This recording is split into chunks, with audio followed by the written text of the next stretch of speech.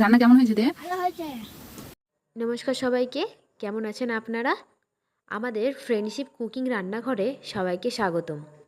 আজকে আমরা সম্পূর্ণ গ্রামীণ পদ্ধতিতে বানাবো মুখি কচু ও আলু দিয়ে রুই মাছের ঝোল। তো চলুন দেখে নেওয়া যাক কিভাবে বানাবো এই মুখি কচু আলু দিয়ে মাছের ঝোল। তো আমরা এখানে সবার প্রথমে মুখি কচু ও আলুটাকে ভালোভাবে পরিষ্কার করে ছুলে নিয়ে মিডিয়াম সাইজের করে কেটে নেব। আমরা এখানে মুখি কচুর সঙ্গে আলুটা ব্যবহার করছি, আপনারা চাইলে নাও ব্যবহার করতে পারেন। আপনারা সম্পূর্ণ রান্নাটি শুধু মুখি কচু দিয়েও করতে পারেন। আমরা এখানে আলু ও মুখি কচুটাকে কেটে নিয়েছি। এবার আমরা এটাকে জল দিয়ে ভালো করে ধুয়ে নেব। যতক্ষণে এখানে মুখি কচু আলুটা ধোয়া আছে ততক্ষণ আমরা এদিকে উনুনে জাল লাগিয়ে কড়াইটাকে গরম করার জন্য বসিয়ে দেব। আমরা এখানে আগের থেকে মাছটাকে পরিষ্কার করে ধুয়ে রেখেছি। এবার এই মাছের মধ্যে আমরা পরিমাণ অনুযায়ী হলুদ ও লবণ দিয়ে মাছটাকে মেখে নেব।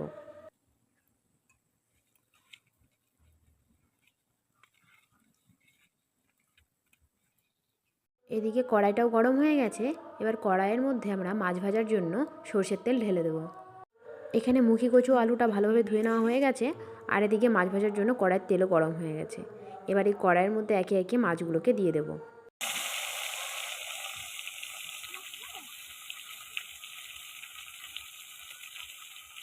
যতক্ষণে মাছ ভাজা হচ্ছে ততক্ষণ এদিকে আমরা পেঁয়াজ ও রসুন কেটে নেব। পেঁয়াজ রসুন কেটে নেওয়া হয়ে গেছে। এরপর এই রান্নাতে ব্যবহারকারী মশলাগুলো আমরা শিলনোড়াতে একে একে বেটে নেব।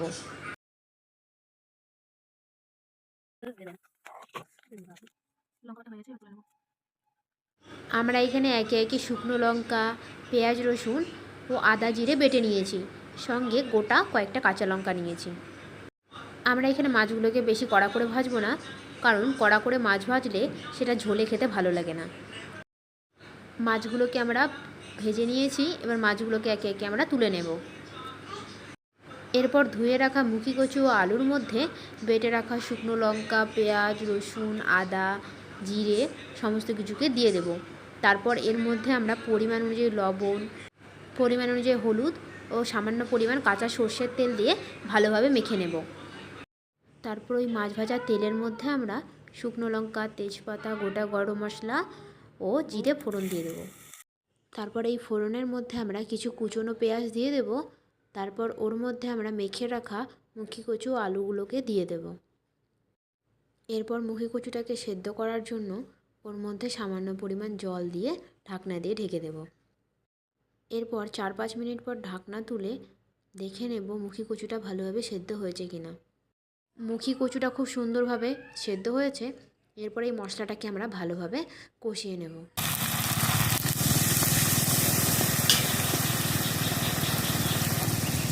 মশলাটা আমরা ভালোভাবে কষিয়ে নিয়েছি। এরপর আমরা এর মধ্যে ঝোলের জন্য পরিমাণ অনুযায়ী জল দিয়ে দেব। যখন ঝোলটা একটু টকবক করে ফুটে আসবে তখন ওর মধ্যে আমরা একে একে মাছের পিসগুলোকে দিয়ে দেব।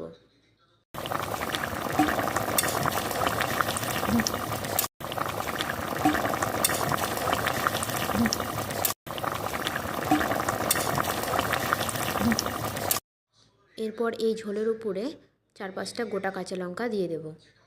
এরপর আরও বেশ কিছুক্ষণ ঝোলটাকে ফোটাতে থাকব।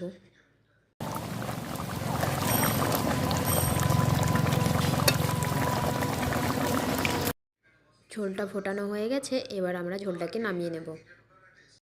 দেখুন দেখতে কতটা সুন্দর হয়েছে।